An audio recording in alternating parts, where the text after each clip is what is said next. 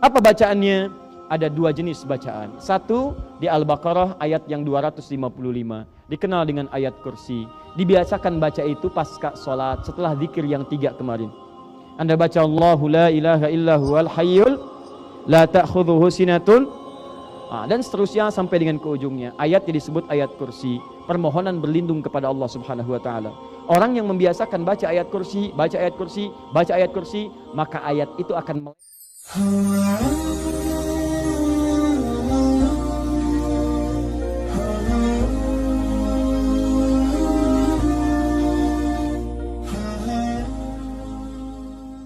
Baik, Bapak dan Ibu sekalian, saya mau bicara umum dulu ya sebelum masuk ke sini.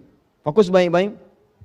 Sejak saat manusia pertama diciptakan oleh Allah, kemudian disampaikan misi kehidupannya, tugas hidupnya, di hadapan para malaikat dan jin pada saat itu, seperti pernah sering saya sampaikan bahkan di tempat ini, maka terjadilah kemudian satu peristiwa. Manusia ini punya keunggulan, diberikan bekal pengetahuan, dan ditugaskan membawa misi ke bumi. Quran surah kedua Al-Baqarah ayat 30. Wa idh qala rabbuka lil malaikati inni ja'ilun fil ardi khalifah. Siapa yang ditunjuk? Manusia, Adam namanya. Wa 'allama Adam al-asma'a kullaha. Secara singkat, Adam punya kelebihan kemampuan, maka dimintakan makhluk pada saat itu untuk hormat kepada Adam sebagai, ini yang paling penting, sebagai ketaatan atas perintah Allah. Di semua perbuatan kita itu, kalau diperintahkan oleh Allah, jangan dilihat perbuatannya, dilihat perintahnya. Kalau bukan perintah Allah, gak usah kita kerjakan, cuma karena perintah kita lakukan. Diminta semua sujud. Quran surah kedua Al-Baqarah ayat 34. Saya mulai dari yang keempat dulu. Wa idh qulna lil malaikati isjudu li Adama fasajadu. Ketika kami perintahkan pada semua malaikat dan termasuk kalangan jin yang hadir pada saat itu sujud hormat pada Adam. Semua sujud illa iblis, kecuali satu makhluk, iblis. Iblis. Satu makhluk ini. Siapa iblis itu? Disebutkan di Quran surah ke-18 ayat ke-50. Ini poinnya. Surat ke-18, surah ke-18 Al-Kahf ayat ke-50, paling kanan di pertengahan. Redaksinya awalnya sama dengan yang ini, cuma keterangan akhirnya berbeda. Wa idh qulna lil malaikati isjudu li Adama fasajadu illa iblis, sama persis. Ketika kami perintahkan pada semua malaikat dan jin untuk sujud hormat pada Adam, semua sujud hormat kecuali iblis. Siapa iblis? Kana minal jinni fafasaqa an amri rabbi. Dia termasuk kalangan jin yang menyimpang dari ketentuan dan perintah Allah, jin yang fasik. Jin fasik. Fasik lawannya taat. Taat itu artinya taat pada perintah Allah. Artinya sebelum jin ini fasik, dia taat. Awas, hati-hati. Dia taat. Cuma dia saat itu tidak mau sujud, melanggar ketentuan Allah. Ditanya, diklarifikasi. Mudah bagi Allah untuk mengatakan kamu sombong. Aba wastakbar. Tapi kalau kemudian keluar dia langsung dari Allah, kamu sombong. Kamu tidak mau sujud karena sombong. Dia bisa mengatakan saya tidak kok. Maka caranya kata Al-Quran, perhatikan. Allah langsung menyampaikan klarifikasi lewat lisan jin ini supaya terdengar langsung oleh makhluk dan nanti dia tidak akan mengelak dari perbuatannya. Maka turun Quran surah ke-7 Al-A'raf dari ayat 11 sampai dengan 13-nya. Qala ma mana'aka alla tasjuda idh amartuk. Hei, kenapa kamu tidak mau sujud ketika aku perintahkan? Bukan sujudnya yang penting, tapi perintahnya. Ini perintah saya. Anda pun dalam sholat, kalau nggak mau sujud itu terserah. Anda sholat, tidak sholat, Allah nggak butuh dengan sholat Anda. Cuma ini perintah. Ketika Allah perintahkan, kita lakukan. Kata Allah, bukan karena sujudnya. Sujud itu nggak terlalu penting bagi saya. Ini perintah saya. Kenapa kamu nggak taat perintah saya? Apa jawabannya? Ana khairun minhu. Khalaqtani min narin wa khalaqtahu min tin. Saya lebih hebat dibandingkan dia. Kau ciptakan saya dari api, dia dari tanah. Tidak levelnya. Yang dari tanah itu harus disujudi oleh yang dari api. Api lebih hebat dibandingkan dengan tanah. Qala fakhruj, keluar kamu dari sini. Maka muncul, terlapisi dia oleh kesombongan-kesombongan. Sesuatu yang baik ditutup oleh yang jelek disebut dengan balasa. Yang tertutup ya disebut dengan iblis. Kalau yang jelek, aurat terbuka, jelek ditutup dengan yang baik, maka disebut dengan labisa. Tertutupnya disebut dengan libas. Makanya pakaian disebut libas, karena pakaian menutup aurat yang tidak mau terbuka keluar.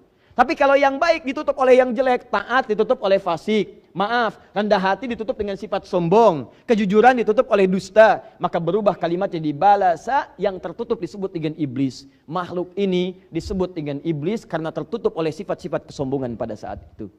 Yang jadi pertanyaan, ketika tertutup dengan kesombongan itu, apa yang dia kerjakan pada saat itu? Karena sombong telah melekat pada dirinya, maka hidayah sulit datang kepadanya. Karena itu Allah haramkan sifat sombong, karena kalau sudah sombong melekat pada diri makhluk, maka sulit mendapatkan hidayah dari Allah Subhanahu wa taala. Orang sombong itu dapat nasihat susah, Pak. Diingatkan sulit. Karena itu Allah menyampaikan dalam hadis qudsi, diharamkan kesombongan. Kesombongan, keagungan itu jubahku. Siapa yang berupaya untuk mendapatkan jubahku, mengenakan jubahku, maka haram bagi yang mencium bau surga. Nah, saya ingin teruskan, karena dia sudah sombong, padahal dia punya peluang untuk bertobat. Tapi karena tertutup dengan kesombongan, dia mengatakan, aku akan buktikan bahwa aku akan lebih hebat dibandingkan dengan Adam. Apa pembuktiannya? Saat Adam dimasukkan ke dalam surga, dia mengajukan permohonan kepada Allah. Ya Allah, beri kesempatan saya untuk menggoda Adam. Maka aku akan buktikan, aku lebih hebat dibandingkan dengan Adam. Maka Adam dimasukkan ke dalam surga, Quran surah kedua ayat 35. Wa qulna ya Adamu uskun anta wa zawjukal jannah. Tahan.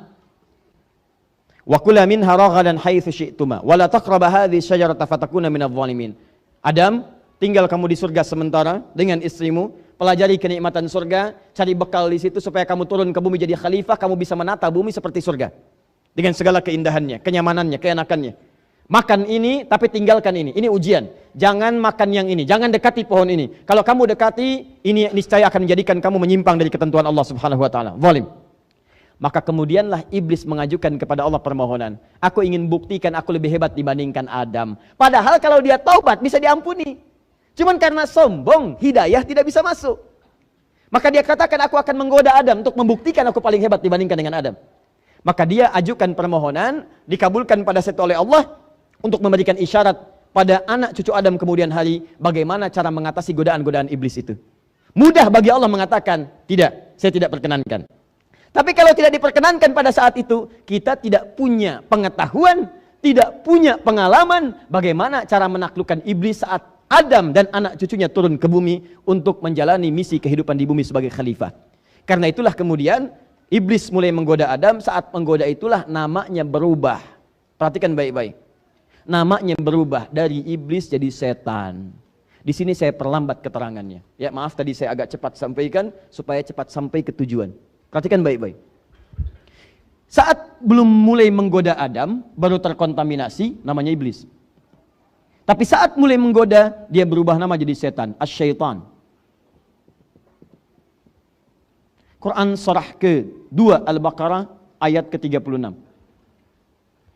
Perhatikan ayatnya. Fokus, saya agak lambatkan. Paling kiri agak sedikit ke bawah. فَأَزَلَّهُمَا الشَّيْطَانُ عَنْهَا فَأَخْرَجَهُمَا مِمَّا كَانَا فِيهِ. Maka setan mulai menggelincirkan Adam. Kalau tergelincir itu jatuh ke atas ke bawah? Pasti ke bawah. Tidak ada orang jatuh ke atas. Pasti ke bawah. Alhamdulillah. Jatuh ke bawah. Surga ada di mana? Di atas, di langit. Baik, di bawah langit ada apa? Bumi. Ini bahasa kiasan. Tadi di balaghah namanya majaz. Bahasa yang sangat indah. Terpeleset dari langit turun ke bumi.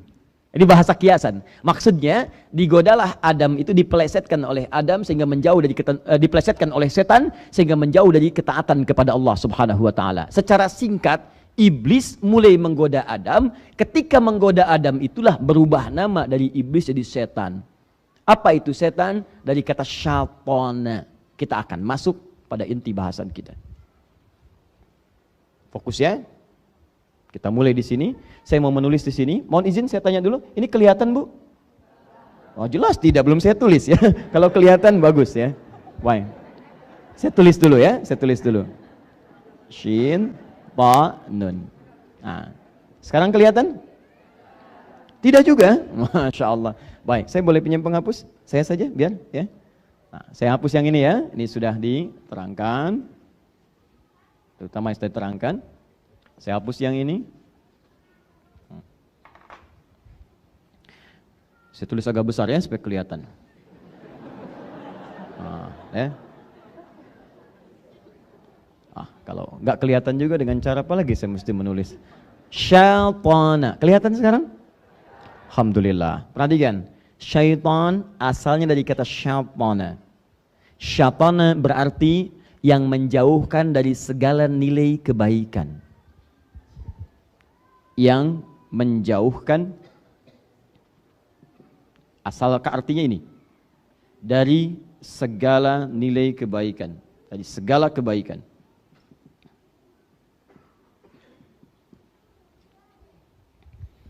Jadi kalau Anda akan mengerjakan kebaikan, tiba-tiba ada sesuatu yang menjauhkan, jangan lakukan, jangan kerjakan, tinggalkan itu. Itu pekerjaannya saat membisiki Anda atau mengajak Anda menjauh disebut dengan syaitana. Kalau syaitana ini melekat pada satu benda atau makhluk, hidup ataupun mati, atau dimanfaatkan untuk menjauh dari nilai kebaikan, maka berubah kemudian makhluknya berubah dari syaitana jadi syaitan. Kalau itu melekat pada satu makhluk sifat syaitana, maka makhluk yang berubah nama jadi syaitan. Jadi syaitan artinya makhluk atau sosok atau bahkan sifat yang menjauhkan seorang hamba dari segala nilai-nilai kebaikan. Ini sifatnya. Kalau melekat pada satu makhluk, maka makhluknya disebut apa?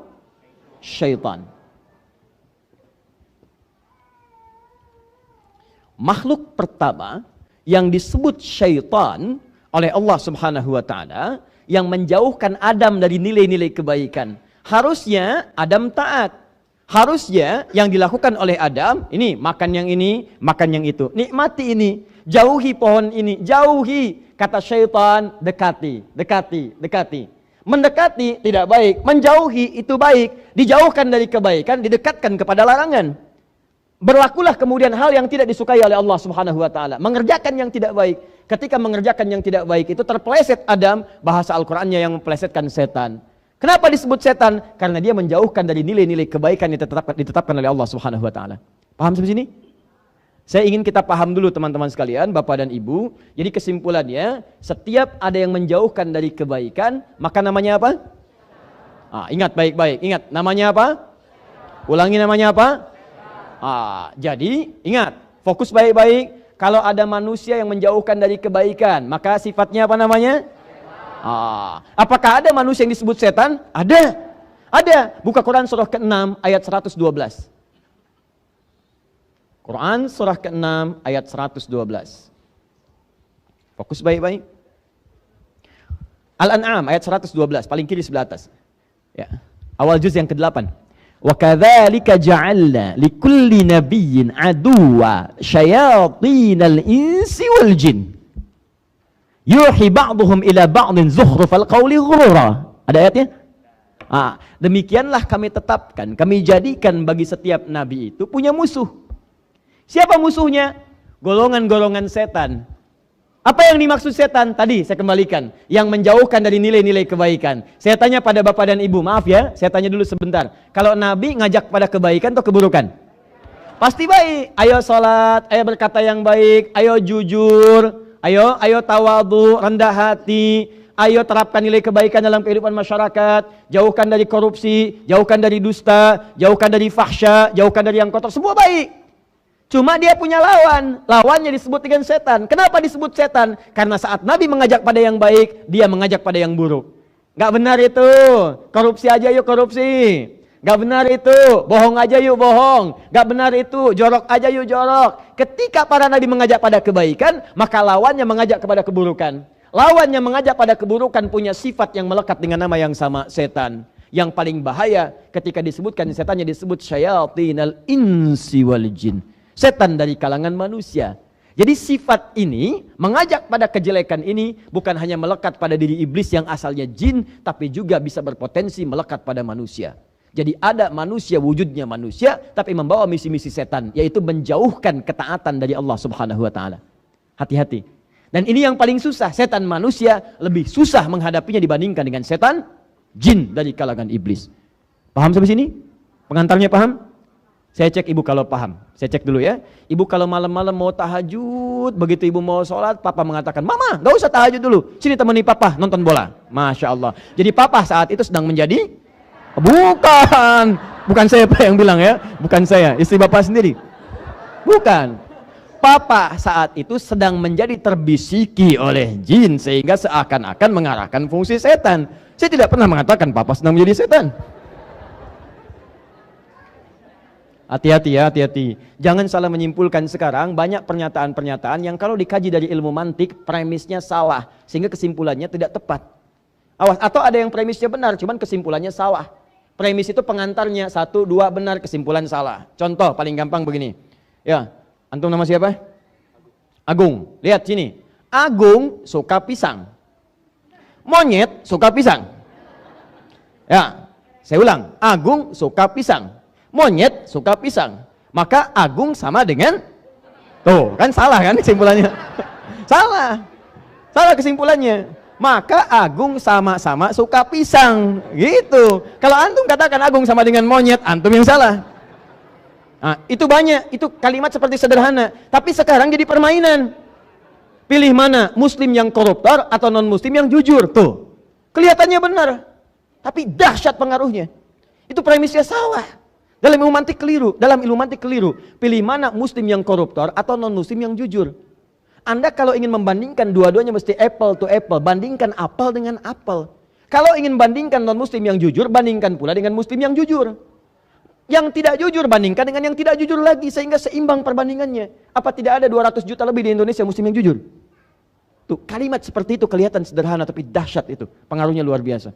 Nanti ada ayatnya di Quran surah ke-2 Al-Baqarah ayat 204, paling kiri sebelah atas. Hati-hati.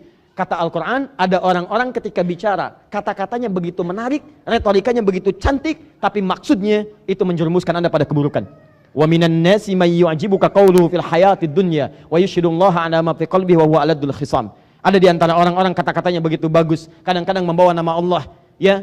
Masya Allah, semua agama sama, menuju pada Tuhan yang sama, cuman caranya beda-beda. Ayatnya diambil, ini Al-Baqarah ayat 62, dipotong ayatnya, seakan-akan semuanya benar, padahal dia musuh yang paling nyata. Agung? Ini. Baik. Kita belum mulai. Sekarang perhatikan baik-baik. Lihat sini, lihat. Tadi setan dari kalangan siapa satu? Jin. Awas, hati-hati ya, jin. Lihat cara kerjanya. Saya terangkan ini dulu, nanti baru ke sini sehingga Anda paham. Nanti di ujung baru Anda mengerti apa yang saya maksudkan. Ya. Satu jin. Kedua apa tadi? Manusia. Ins, ya, al-ins. Fokus. Apa artinya jin? Awas. Ini selalu satu paket di Al-Quran, selalu satu paket. Seringkali jadikan sepaket. Setiap ada jin, ada ins. 18 kali pasangan ini disebutkan dalam Al-Quran. Ya ma'syaral jinni wal wa ma khalaqtul jinna wal. Dan kalau ini dijamakkan, ini ikut jamak. Ini jamaknya jinnah, jinnatun. Ini jamaknya nas, nasun. Disebutkan 241 kali. Begitu jinnah disebut, nasnya ikut. Minal jinnati. Perhatikan baik-baik. Ini jin, ini ins. Dalam bahasa Arab, satu kalimat yang dimulai dengan huruf jim dan nun, itu menunjukkan sosok yang tidak nampak, tersembunyi. Tidak nampak, tersembunyi. Contoh, setiap ada jim dengan nun di awalnya, itu menunjukkan yang tidak tampak. Surga apa bahasa Arabnya? Jannah. Kenapa disebut jannah? Karena saat ini belum nampak dalam pandangan kita. Ibu di dalam rahimnya ada janin kalau mengandung. Kenapa disebut janin? Karena tidak nampak dalam kasat mata kita.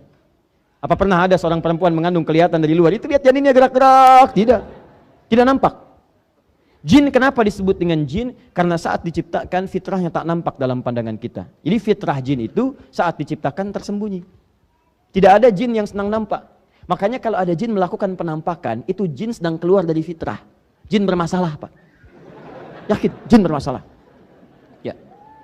Yang paling banyak masalah adalah manusia-manusia yang cari penampakan jin. Itu pasti lebih punya masalah. Pasti itu. Ya, hindari orang itu. Karena dia mencari jin yang bermasalah. Maka manusia itu pun akan mendapatkan masalah. Awas hati-hati karena fitrah jin tersembunyi. Saya turunkan pada Anda. Itu punya 3 arti. 1, tidak nampak. 2, kasar. Tidak ada jin yang sopan. Silahkan cek. Apa pernah ada orang kerasukan jin datang ke pengajian? Ustadz Adi izin ikut ngaji? Nggak ada. Orang kalau kerasukan jin, kalau bukan kata-katanya meracau, tindakannya mengacau. Keluar kata-kata yang tidak bagus, tindakan yang tidak baik, itu jin. Penampakannya itu tidak menyenangkan, sifatnya kasar, tidak lembut. Sebaliknya manusia. Awas, ins. Kenapa disebut dengan ins? Makna pertama, lawan dari kata jin, nampak. Nampak, terlihat. Makanya manusia saat dilahirkan, suaranya, tangisannya terdengar, wujudnya ada. Tidak pernah ditemukan kemudian, maaf, didengar suaranya, bayinya nggak ada. Mana ya, nggak ada. Silahkan cek. Nampak. Karena itu fitrah manusia dalam kehidupan itu selalu nampak. Jadi kalau ada manusia senang sembunyi-sembunyi, maka dia sama dengan? Bukan tuh kan? Udah salah lagi ambil kesimpulan. Bukan. Sama dengan sedang keluar dari fitrahnya. Bukan sama dengan jin. Sama dengan sedang keluar dari fitrahnya. Pasti manusia ini sedang punya masalah. Seperti jin menampakkan diri atau melakukan penampakan sedang punya masalah, maka manusia yang senang sembunyi-sembunyi pasti punya masalah dalam hidupnya. Silahkan ibu cek. Biasanya papa masuk lewat pintu depan, sekarang sembunyi-sembunyi lewat pintu belakang.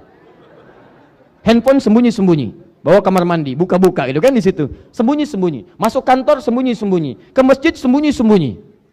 Tiba-tiba keluar lewat kotak infak, ya dan sebagainya. Nah, ini menunjukkan pasti manusia itu punya masalah. Pasti punya masalah, karena setiap kebaikan itu orang senang mengerjakan. Ketika seseorang bersembunyi dari kebaikan, ada sesuatu yang salah dalam dirinya. Kaidah umumnya demikian. Yang kedua, manusia itu lembut. Asalnya nggak ada yang kasar. Lembut, baik. Karena itu ketika dia melakukan kesalahan, hati kecilnya akan menolak. Karena sifat kelembutannya. Tidak percaya silahkan, saya sering contohkan kalimat ini. Keluar dari sini, pakai sendal orang. Begitu dipakai oleh Anda, hati kecil Anda akan berkata, itu tidak benar. Jangan lakukan, itu bukan punya kamu. Pasti menolak. Ketika Anda berkata kasar, gak percaya silakan ya, pulang dari sini punya masalah, Anda berkata kasar pada istri, setelah berkata hati Anda akan mengatakan, kenapa kamu berkata yang kasar? Apa gak bisa kamu katakan yang lembut? Kalau bisa kamu katakan sayang, katakan cinta, kenapa kamu katakan putus? Catat. Bapaknya nyatet di belakang. Bisa, keluar. Gak enak, rasanya gak enak. Nah teman-teman sekalian, fokus ini. Ini jin, ini ins. Kenapa saya terangkan dulu seperti itu? Supaya Anda tahu, ketika dua makhluk ini berpeluang menjadi setan, menjauhkan hamba Allah dari ketaatan kepada Allah, maka Anda perlu ketahui, sifatnya ada dua. Mungkin itu jin, tadi disebutkan, artinya tak nampak dalam pandangan. Di cara kerja setan itu, yang pertama kali dia lakukan adalah memberikan godaan langsung dari sisi yang tidak Anda ketahui. Cuman terdengar was-wasnya. Perhatikan, was-was itu bisikan-bisikan yang tak nampak langsung. Pada awalnya tak nampak langsung. Fokus ini. Ketika pertama kali setan disebut dengan jin, itu artinya cara kerja setan yang pertama memberikan bisikan-bisikan kepada jiwa kita dari sisi yang tidak kita lihat. Seakan-akan sudah ada bisikannya dalam dirinya. Kalau Anda merasakan bisikan seperti itu, maka yang sedang bekerja namanya setan dari kalangan jin. Ini satu. Paham? Pernah mendengar bisikan ini? Azan berkumandang, Allahu Akbar, Allahu Akbar. Sudah selesai, la ilaha illallah, selesai. Tiba-tiba ada bisikan, salat nomor 2, nomor 1, terusin dulu aja makannya. Pernah dengar? Sinetronnya mau berakhir. Padahal orangnya tak nampak dalam pandangan kita. Sosoknya gak kelihatan. Itu artinya ada jin yang sedang berperan, membisikkan-bisikan pada diri kita. Itu setan, dari kalangan iblis. Baik, tahan sebentar. Pernah merasakan seperti ini? Begitu sudah selesai wudhu, tiba-tiba setelah selesai mau sholat, dalam diri kita tiba-tiba ada perasaan, kamu sebetulnya udah wudhu belum? Kayaknya batal nih tadi. Kayaknya batal kamu. Pernah punya perasaan begitu? Pertanyaan saya, kelihatan gak yang membisikkan itu? Enggak, itu jin. Setan dari kalangan jin. Baik, pernah punya perasaan begini setelah ibu pulang dari mall, sampai ke rumah, ngobrol malam dengan suami, tahu nggak tadi ada tas bagus banget saat di mall? Pernah begitu? Nanti suami ibu mengatakan, mah, tas itu kan fungsinya cuma untuk menampung barang-barang yang ringan, ada uang, ada kartu, ada macam-macam, ada mushaf, sederhana nggak apa-apa mah, yang penting bisa mengantarkan mama ke surga. Kata mama, iya Pak ya, betul. Tapi yang tadi juga bagus kok Pak, bisa mengantarkan ke surga. Anda pulang dari pasar, ada barang yang diingat. Anda pulang dari mall, ada barang yang ingin dibeli. Tidak terbeli, masuk dalam pikiran. Pernah begitu? Baik, itu setan, ada setannya, kalangan jin. Fokus, awas hati-hati. Pernah menemukan DKM berselisih di masjid? Pernah itu ada setan dari kalangan jin. Awas, hati-hati. Pernah antum di kantor ada dorongan-dorongan untuk berbuat yang tidak pantas? Baik, kalau antum sudah naik levelnya, ada sekretarisnya, Masya Allah, satu ruangan dengan sekretaris laki-laki perempuan? Perempuan. Lihat ibu di rumah cuma 3 jam, sekretaris 8 jam, boleh masuk. Hati-hati, dorongan-dorongan tidak baik, di jalan, lewat, tampilan, gambar, macam-macam, tiba-tiba muncul syahwat. Pernah ada perasaan seperti itu? Tuh, lihat. Antum kalau lihat iklan shampoo, yang dilihat shampoo-nya apa orangnya? Tuh. Ada setannya. Tapi tak nampak. Jadi seakan-akan dorongannya dalam jiwa. Ada dorongan sesuatu muncul dalam diri kita tuh. Siapa itu? Yang mendorong itu pada keburukan, jelas namanya setan. Kalau tak nampak berarti jin. Jadi cara kerja setan yang pertama, dia membisikkan langsung pada jiwa kita tanpa perantara. Dan itu disebutkan janjinya dalam Al-Quran surah keempat An-Nisa ayat ke-117 sampai dengan 118. Kalau dibaca dari ayat 116 ya akan nyambung sampai ke bawah. La'anahullah. Setan dilaknat oleh Allah. Setelah dia mengajukan proposal kepada Allah untuk menggoda Adam, diusir dari surga, dia mengatakan, izinkan saya turun ke bumi, sama-sama menggoda. Saya ingin buktikan saya lebih hebat daripada Adam dan keturunannya. Keturunan saya, kata iblis, akan lebih hebat dibandingkan Adam dan keturunannya. Maka dia ingin buktikan dengan menggoda anak cucu Adam.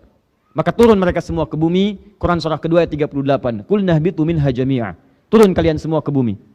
Tapi ada janji Allah yang diberikan kemudian kepada anak cucu Adam sebagai benteng dari setan. Nanti kita akan lihat. Nah, saat diturunkan itulah setan dilaknat, dia berjanji kepada Allah. Lihat kalimatnya. La'anahullah. Wa qala la'attakhidanna min ibadika nasiban mafruḍa. Dia dilaknat oleh Allah, kemudian dia berjanji bersumpah di hadapan Allah. Lihat kalimatnya. Saya bersumpah ya Allah, saya akan manfaatkan bagian dari tubuh manusia untuk saya goda secara langsung. Digoda secara langsung tanpa perantara. Bagian dari tubuh manusia itu yang disebut dengan nafsu namanya. Nafsu. Nafsu nama lainnya disebut dengan fujur. Jadi kalau nafsu itu dalam dirinya, rambatannya disebut fujur. Jadi dia masuk ke dalam nafsu. Nah, nafsu. Kalau nafsu sudah dikuasai oleh setan, nanti dia akan merambat keburukan, memberikan sinyal-sinyal buruk. Buka Quran surah ke-12 ayat 53. Wa ma ubarri'u nafsi innan nafsa la'ammaratun bisu. Saya tidak bisa menjadikan diri saya suci karena ada nafsu. Nafsu itu seringkali mengarahkan pada keburukan. Siapa yang mengarahkan? Setan. Dia masuk ke nafsu, dia bisikan. Nah, ketika itu merambat masuk ke mata, maka mata melihat pada yang tidak baik. Masuk ke lisan, lisan bicara pada yang tidak baik. Masuk ke tangan, tangan mengerjakan hal yang tidak pantas. Masuk ke kaki, kaki berjalan dengan cara yang tidak elok, tidak baik. Maka rambatannya disebut dengan fujur. Nama lain nafsu itu fujur. Saat kita tercipta sudah ada fujur dalam diri kita. Quran surah ke-91 ayat 7 sampai 10. Wa nafsi wa ma sawwaha fa alhamaha fujuraha wa taqwaha. Fokus. Ingat baik-baik. Maka yang pertama kali dilakukan oleh setan, dia akan menggoda langsung ke dalam jiwa manusia yang disebut dengan nafsu. Dia akan manfaatkan nafsu. Masuk ke nafsu. Nih. Awas, lihat baik-baik. Hati-hati ya, hati-hati. Mau sholat, masuk nafsu, bisa gagal sholat. Mau tahajud, digoda lewat nafsu, bisa gagal tahajud. Mau baca Quran, dibikin ngantuk. Ya, mau sedekah, dibikin takut miskin. Mau dibuat kemudian macam-macam, dibuat supaya menjauh dari segala nilai kebaikan. Mau berbuat baik silaturahim, diputus dengan pertengkaran, diputus dengan perselisihan. Mau datang ke pengajian, datang bisikan-bisikan yang menjauhkan dan sebagainya. Bahkan yang paling dahsyat, peserta pengajian satu dengan yang lain bisa dibuat berantem, berselisih, saling menjelekkan dan sebagainya. Dia tidak sadar dia sedang dikuasai oleh setan. Kalau Anda tidak kenal setan yang mana yang menggoda Anda, maka disitulah bencananya akan muncul. Anda sulit untuk menghindarinya. Maka dari itu Bapak dan Ibu sekalian, teman-teman sekalian, pertama kali kita diajarkan pasca sholat untuk berlindung kepada Allah Subhanahu wa ta'ala dari segala jenis setan yang kemungkinan akan selalu lekat menggoda dalam kehidupan kita. Awas, setiap selesai sholat. Kenapa setiap selesai sholat diajarkan zikir? Supaya dengan zikir ini dijaga, dibenteng kita dari setan. Karena orang-orang yang tak mampu berzikir itu yang disenangi oleh setan. Buka Quran surah 43 ayat 36. Quran surah ke-43 Az-Zukhruf ayat ke-36.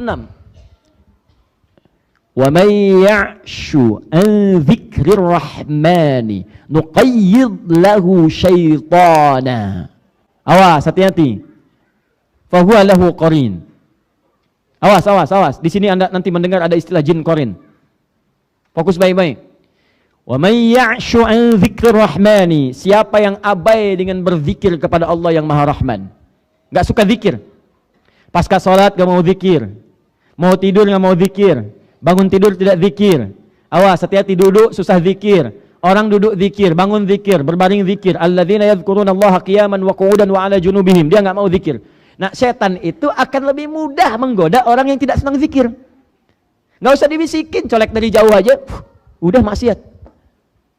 Paling senang siapa yang abai dengan zikir, bermohon mendekat kepada Allah Ar-Rahman, tidak ingat dengan Allah Ar-Rahman, awas, nuqayyid lahu syaitana, maka dia berpeluang dilekatkan pada dirinya setan, dekat dengan dia.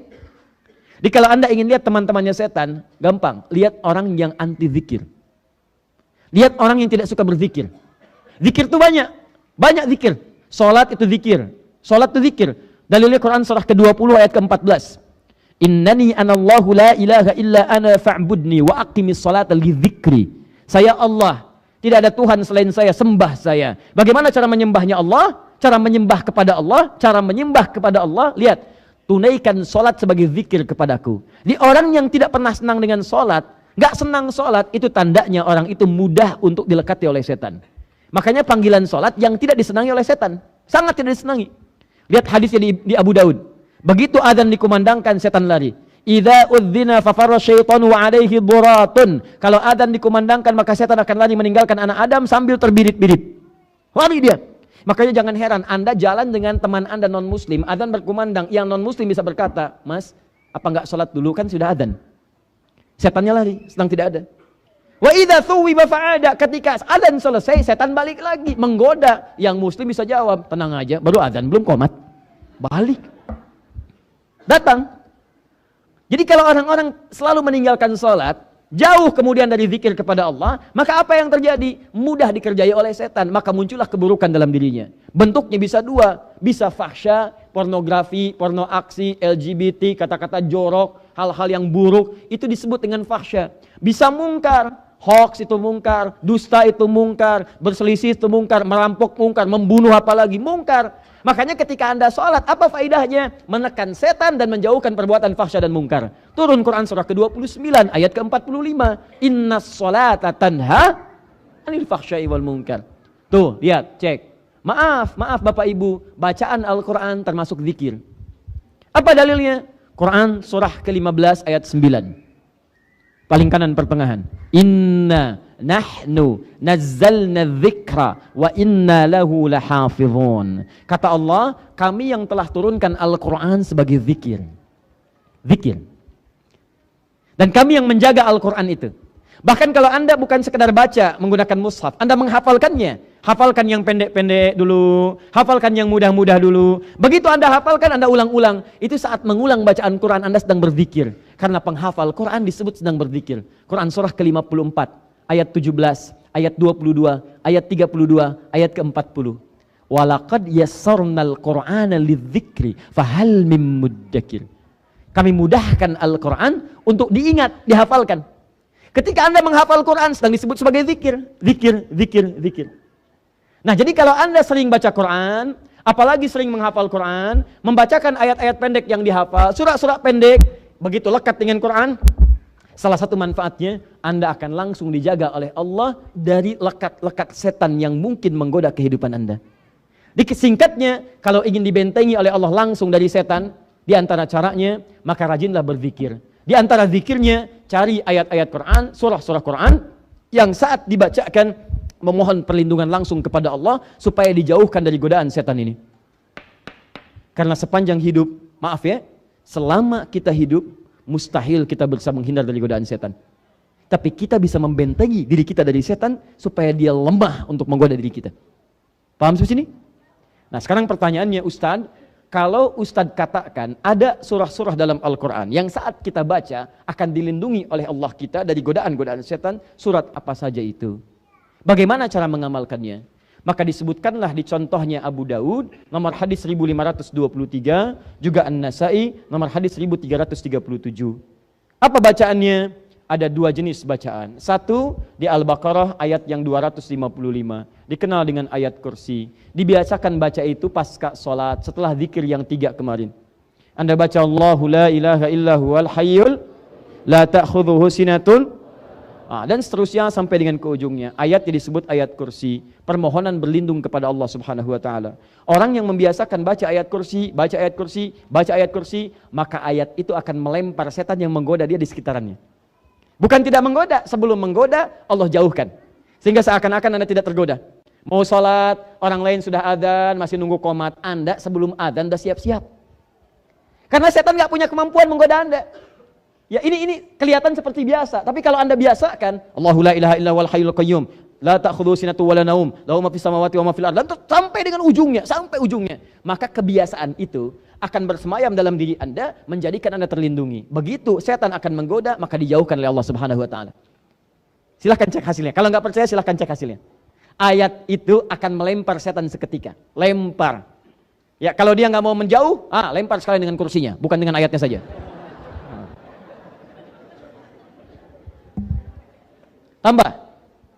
Tambahkan, awas, hati-hati. Fokus. Masih ingat cara kerja setan tadi? Pertama menggoda secara langsung, melalui bisikan, disebut dengan waswas. Baik, yang membisikkan langsung namanya apa tadi? Setan dari kalangan jin. Ustadz, apa saja jenisnya? Supaya saya bisa mengenalinya. Mau kenalan dengan setan? Tidak, nggak usah.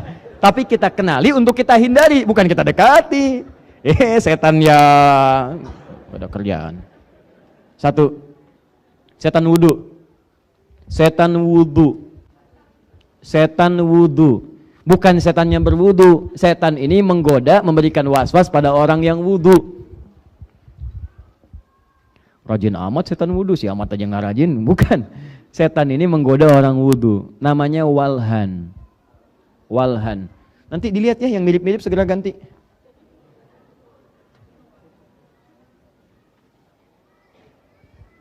Saya tulis lagi, walhan.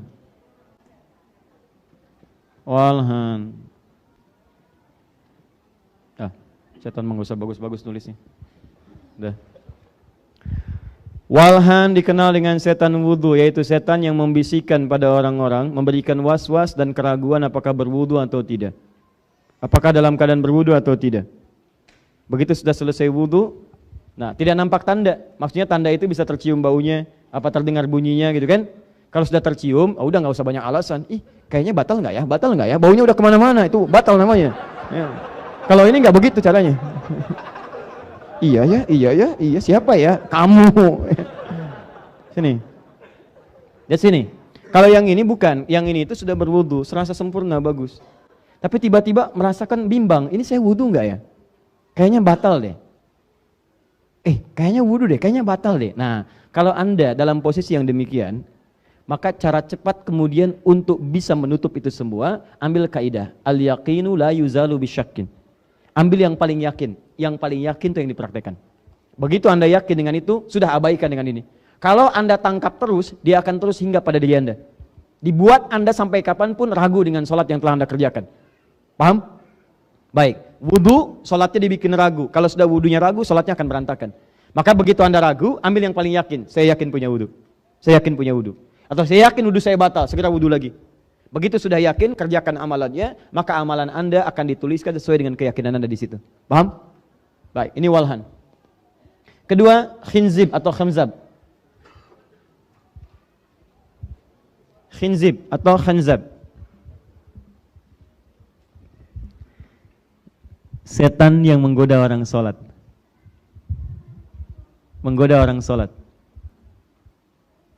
Itu tugas pertama. Tugas keduanya, setan ini memecah belah pengurus masjid. DKM masjid.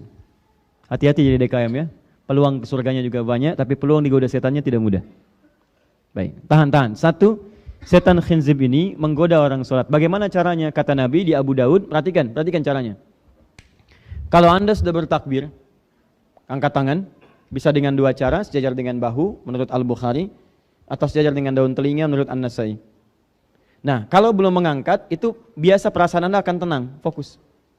Tapi kalau Anda sudah mengangkat dan mengatakan Allahu Akbar, saat itulah kata Nabi, setan ini mulai beraksi. Fayaqulu, dia akan membisikkan pada benak Anda, udhkur kadza, ingat ini, ingat itu.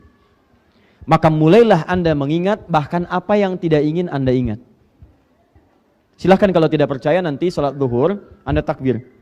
Sebelum sholat Anda biasa, saya mau fokus, saya mau khusyuk, tapi Anda tidak bisa menghindari yang ini. Begitu Anda bertakbir, Allahu Akbar, awalnya bagus, ayo khusyuk, khusyuk, khusyuk, terus dibelokin seperti yang Ustaz tadi sampaikan. Ingat ya, saat kamu sholat ada yang membisikkan, membuat kamu lupa, itu setan.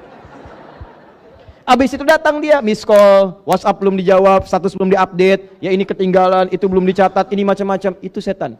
Sampai ujung hadisnya dibaca, sampai ujungnya, hatta la yash'ural musalli kam raka'atan yusalli, sampai orang sholat akan ada yang tidak sadar berapa rakaat sedang menunaikan sholatnya. Ada yang begitu? Ada. Saya punya keyakinan setiap orang sholat pasti punya pengalaman yang seperti ini. Mulai bertakbir muncul ingatan. Tuh, kan saut-sautan, iya, ngobrol macam-macam. Iya saya dulu begitu, Jeng, iya saya juga. Nah, belum selesai pertanyaannya, bagaimana cara mengatasinya? Ini poinnya. Ya. Ada dua caranya. Satu, menyiapkan kekhusyuan sebelum sholat. Menyiapkan kekhusyuan, sifat khusyuk sebelum sholat dilakukan.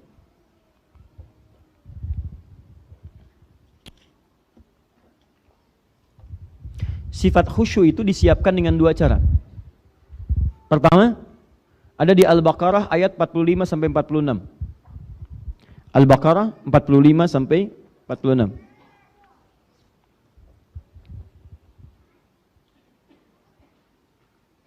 Baik, wasta'inu bis-sabri was-shalah. Jika Anda punya persoalan dalam kehidupan, minta tolong kepada Allah dengan sabar lalu tunaikan salat. Wa innaha lakabiratun illa 'alal khashi'in. Dan salat tidak mudah dikerjakan kecuali bagi orang khusyuk. Siapa orang khusyuk? Ayat 46-nya, alladzina yadhunnuna annahum mulaqu rabbihim wa annahum ilaihi raji'un. Itu orang-orang yang menyiapkan dirinya merasa akan berjumpa dengan Allah walaupun dia tak mampu melihatnya. Dia menyiapkan penampilan yang terbaik. Di orang khusyuk itu kelihatan bajunya pasti akan disiapkan dengan baik. Makanya ketika dia akan sholat, ada panggilan dari masjid, dia segera menyiapkan pakaiannya. Quran surah ke-7 ayat 31. Quran surah 7 ayat 31. Ya bani Adam khudhu zinatakum 'inda kulli masjid. Hei anak cucu Adam, kalau ada panggilan datang dari masjid, siapkan pakaian terbaikmu. Anda dipanggil ke istana, bertemu presiden, ganti pakaian sampai yang paling bagus. Sampai yang paling bagus.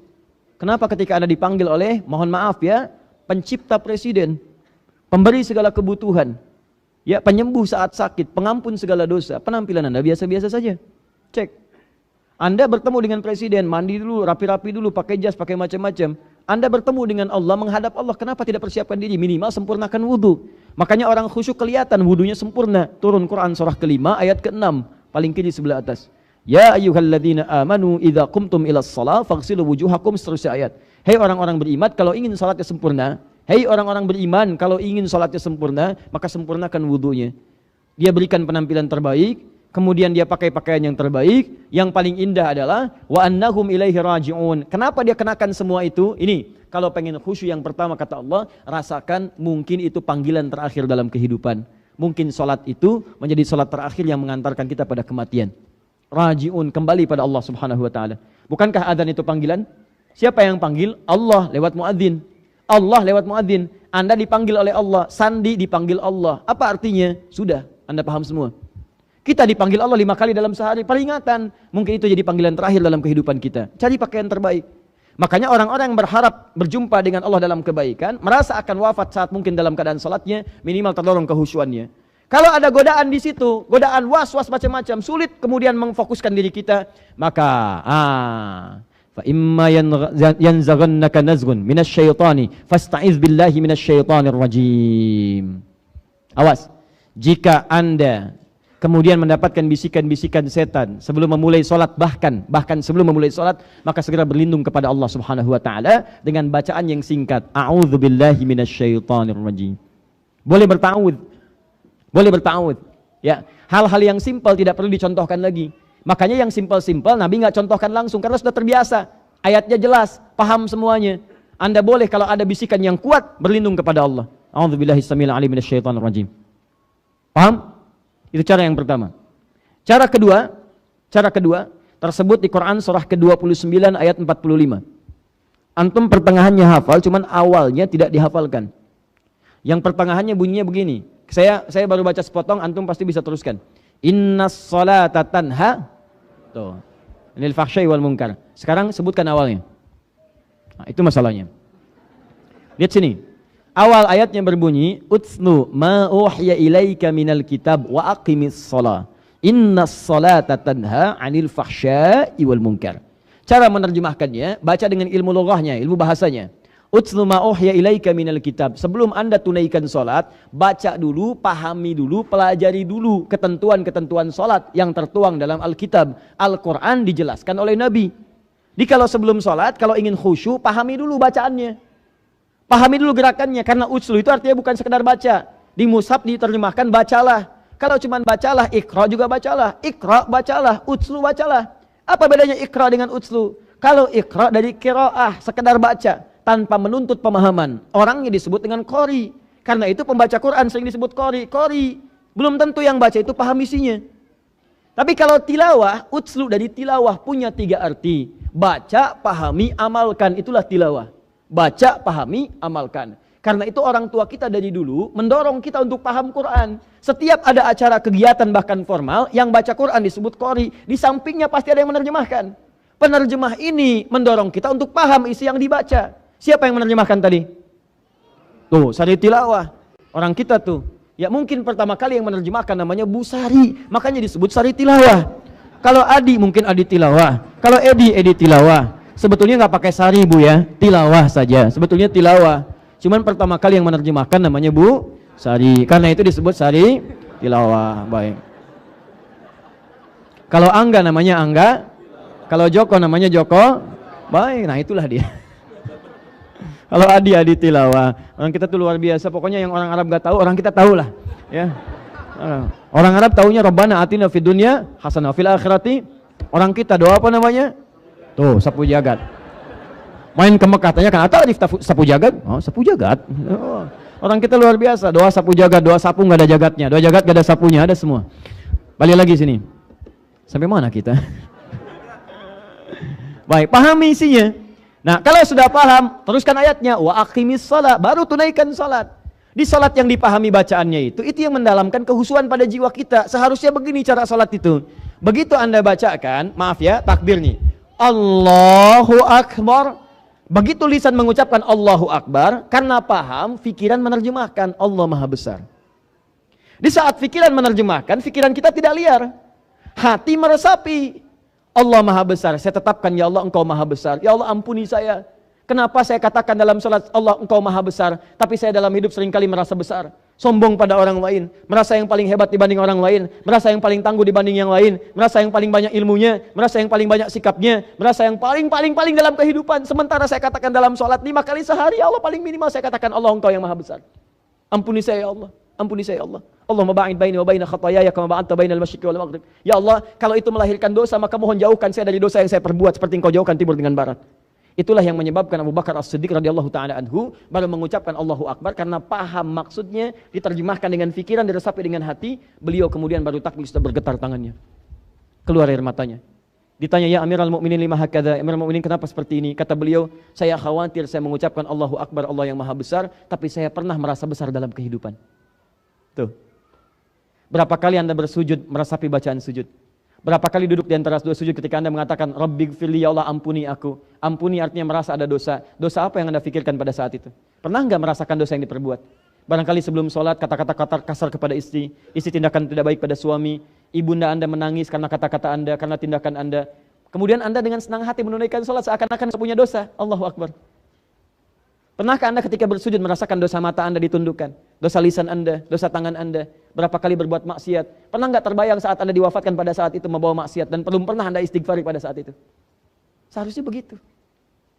Bingung saya. Kadang-kadang ada orang yang sholat membawa maksiat dalam dirinya. Handphonenya penuh dengan maksiat, gambar-gambar yang tidak baik, kata-kata yang tidak baik, dan dia bangga membawa itu dalam sakunya saat sholat. Dan pada saat itu bangga dengan mengatakan, ya Allah berikan saya rizki. Ya Allah rahmati saya. Ya Allah, ya Allah, ya Allah, Rabbighfirli warhamni wajburni, rahmati, berikan rizki. Bangga, membawa maksiat dalam sakunya, memohon kebaikan kepada Allah. Di mana bisa dikabulkan doa Anda? Berapa kali tanpa sadar kita melakukan yang demikian. Jadi ketika Anda ingin menaklukkan setan khinzib ini, berusahalah untuk memahami setiap yang Anda baca dalam sholat. Jadi begitu sujud, enak bu. Begitu ruku, nyaman kita bacakan. Jujurlah pada diri Anda, sampai dengan sekarang, berapa kali kita sholat, ribuan kali ruku dan sujud tanpa paham apa yang kita baca. Mau sampai kapan seperti itu? Maka bikin target ke depan. Sepekan ke depan saya belajar. Berdiri dulu saya paham. Takbir, iftitah, al-fatihah saya pahami selama sepekan. Pekan berikutnya saya pahami ruku sampai intidal. Pekan berikutnya saya pahami sujud. Demi Allah saya katakan, ketika Anda memahami seluruhnya, maka akan terjadi perubahan dalam salat Anda. Tidak percaya silahkan, rasakan bedanya, bedakan rasanya, dan pasti akan terasa bedanya. Lakukan itu, ada perubahan. Yakin, catat, maksimalkan dalam kehidupan. Paham? Nah, jadi visi hidup kita mesti berubah. Jadi kalau Anda nggak kenal dengan setan yang seperti ini, kita tidak berusaha berubah, dimanfaatin sampai selama hidup kita, sampai berakhir kehidupan. Terus ada perasaan begitu akan datang, dan akan datang. Ya, dan tidak menutup kebaikan-kebaikan yang pernah kita lakukan sebelumnya. Nah, khinzib yang kedua itu tugas dia memecah belah kehidupan di masjid lewat DKM. Ya, jamaahnya gampang, kalau jamaah digoda yang lain datang. Kalau DKM-nya digoda itu yang berbahaya. Makanya kalau masjid belum dibangun, godaannya ringan, semua pengen terlibat. Tapi setelah dibangun mulai muncul keributan. Ini pengen begini, itu pengen begitu, itu khanzab. Makanya kalau masjid sudah dibangun, yang pertama dilakukan bukan bikin program, belajar fikih masjid. Fikih masjid dipelajari. Pahami dulu masjid itu punya siapa. Nah, lihat-lihat redaksi masjid di dalam Al-Quran. Masjid itu ketika disebutkan selalu dilekatkan dengan pemiliknya. Kalau belum jadi, sifatnya terpisah. Man bana masjidan fil ardi banallahu lahu baitan fil jannah. Siapa yang berkontribusi bangun masjid di bumi, akan diberikan oleh Allah bangunan di surga. Dibangunkan langsung. Tunggal bentuknya, nakirah. Masjid apapun, mau masjid kayu, masjid marmer, masjid batu, langsung sesuai kadar keikhlasannya, diberikan kemudian bagian dari surganya. Dibangunkan satu rumah. Ya silahkan. Motivasi Anda bisa dengan apa saja. Yang ada uang, ayo mungkin uang itu titipan. Mudah bagi Allah menitipkan di tangan orang lain. Kenapa diberikan pada Anda titipan untuk mendapatkan surga Anda? Itu yang disebutkan di Quran surah ke-28 ayat 77. Ya, yang uang tidak ada dengan tenaga. Tenaga tidak ada dengan ilmu, nyumbang, ide. Ini begini gambarnya, arsitekturnya. Tidak ada ilmunya, usulan. Allahu Akbar dengan doa. Doa tidak ada, berikan senyuman yang paling manis memotivasi orang untuk bekerja. Paham? Hadirkan. Tapi hati-hati, setelah masjidnya jadi, dijamakkan bentuknya dalam Al-Quran, dilekatkan nama pemiliknya. Turun Quran surah kedua Al-Baqarah ayat 114. Turun Quran surah 9 ayat ke-18. Begitu disebutkan masjid, berubah jadi masajid. Dan pemiliknya disebutkan Allah. Wa man azlamu mimman mana'a masajidallah. Innama ya'muru masajidallah. Seakan-akan Allah mengatakan, kalau sudah jadi, semua masjid itu, mau yang kecil, yang besar, yang sederhana, yang mewah, yang marmer, yang keramik, yang batu, yang kayu, semua milik Allah. Rumah Pak Agung, rumah punya siapa? Agung. Masjid Allah punya siapa? Jadi semua mesti sadar, semua punya peran tapi bukan pemiliknya. Kalau sudah jadi, maka masjid itu bukan milik donatur, bukan milik arsiteknya, bukan milik yang paling banyak, bukan milik yang macam-macam, bukan milik ustadznya, bukan milik golongannya, punya Allah. Rumah Anda punya aturan, rumah Allah punya aturan. Silahkan cek, masuk rumah Anda, ucapkan salam. Kenapa ucapkan salam? Karena di rumah ada setan berikutnya, namanya Dasim, setan rumah. Nih, setan rumah Dasim, perempuannya Dasimah. Kan pakai ta ujungnya. Muslim perempuannya, Muslimah. Mukmin perempuannya, Soim perempuannya. Tuh, masuk rumah Anda, ucapkan salam. Nih ya, mulai pulang dari sini, mau ada orang, nggak ada orang, ucapkan. Begitu buka pintu rumah, ucapkan Assalamualaikum. Jangan cuma di rumah bu ya, di kamar-kamar, di gudang, macam-macam yang kosong, ucapkan. Masuk kamar, ucapkan Assalamualaikum. Gak apa-apa, jangan pikirkan, kok gak ada jawaban, emang gak ada jawab. Ya, udah. Ucapkan ya Assalamualaikum. Ya. Begitu Anda ucapkan Assalamualaikum, di hadisnya disebutkan, faqala syaitanu, berkata setan, bima makna, dia berkata pada kawannya, kita tidak punya tempat menetap di sini. Tidak punya tempat menetap di sini. Tapi kalau Anda tidak bacakan itu, dia berkata pada kawannya, kita punya tempat menetap di sini.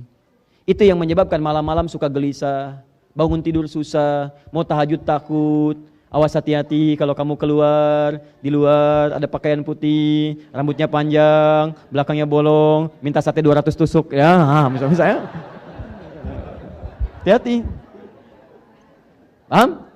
Nah itu perasaan begitu, susah, nggak enak, rumah nggak nyaman, itu dasim kerjaannya. Dasim, hati-hati, bacakan, biasakan. Anak Anda yang kecil ajarkan, ucapkan salam ya, saya membiasakan dulu begitu. Pada anak saya masih usia 3 tahun dulu, sekarang dia mau 6 tahun. Assalamualaikum Dasim, maka anak-anak itu luar biasa Pak ya, kita lelah, kita lihat gairah kembali, ada kelucuan, kita nyaman. Apalagi ketika kita pulang dia sedang menghafal Quran, itu yang paling indah. Kadang tak terasa air mata mengalir. Cobalah kalau tidak percaya, antum kerja keras, ya bekerja di perusahaan, ibu macam-macam, silahkan rasakan kenikmatannya. Begitu anak Anda usia 3 tahun, 4 tahun, atau 5 tahun, atau bahkan mungkin yang 8 tahun, 9 tahun, ketika suatu saat Anda pulang dari pekerjaan, Anda melihat anak Anda membacakan Al-Quran itu dengan hafalannya. Amma yatasa'alun anin nabail azim. Anda akan terpaku sejenak dan merasakan kebahagiaan luar biasa.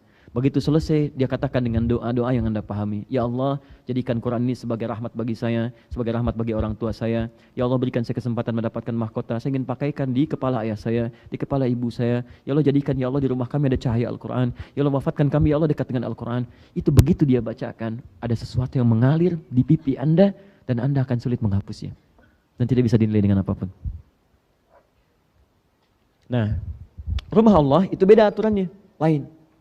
Rumah Allah masuk lain. Rumah Anda silahkan masuk, ucapkan Assalamualaikum. Rumah Allah tidak. Begitu masuk kaki kanan, doanya ada doanya. Begitu keluar kaki kiri, ada doanya. Saat Anda akan masuk tidak bisa langsung duduk. Anda sholat dulu 2 rakaat. Ada aturannya. Ada yang dibicarakan, ada yang gak boleh dibincangkan. Kalau Anda ingin masalah bisnis, jangan bahas di dalam. Anda keluar. Anda transaksi, keluar. Kadang-kadang lupa, pesan pulsa di luar, bayar di masjid, gak boleh. Gak boleh. Lupa kemarin saya belum bayar, ini gak boleh, Anda keluar dari masjid dulu. Gak boleh, karena masjid bukan urusan dunia, masjid urusan akhirat. Kalaupun membahas dunia hanya untuk perspektif akhirat. Bahas perencanaan dunia, taklim macam-macam, tapi ketika terjadi transaksi keluar, itu urusan dunia. Masjid memberikan visi kehidupan dunia untuk menggapai kebahagiaan akhirat. Nah, kadang-kadang lupa. Makanya ketika masjid sudah jadi, bikin program. Semuanya kumpul, mesti paham, ini yang punya Allah. Kita diberikan amanah, kita akan ditanya dengan amanah ini. Siapkan apa programnya, apa godaan setannya, dia masuk kemana, lewat mana. Jadi begitu perasaan ada terpecah, Anda paham. Oh, ini Khanzab sedang bekerja. Ya, saya agak cepat, saya tutup sampai sini. Misut, ini setan pasar Bu, setan mall. Hati-hati ya Bu ya. Kalau sedang di mall, ini pekerjaannya bisa beberapa macam Pak. Dia bisa membuat barang-barang seperti kelihatan seperti dibutuhkan, padahal nggak butuh. Sehingga terhiasi. Jadi kalau Anda sedang tidak butuh sesuatu, tiba-tiba didorong untuk butuh. Ya seperti butuh, pengen. Bukan butuh sebetulnya, cuma pengen. Kayaknya bagus ya, kayaknya pengen ya. Itu misut sedang bekerja di situ.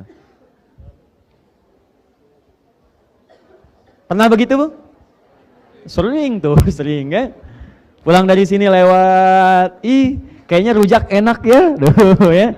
Kayaknya mie ayam, macam-macam. Muncul, masuk ke bawah-bawah kan, masuk di mimpi, dia macam-macam.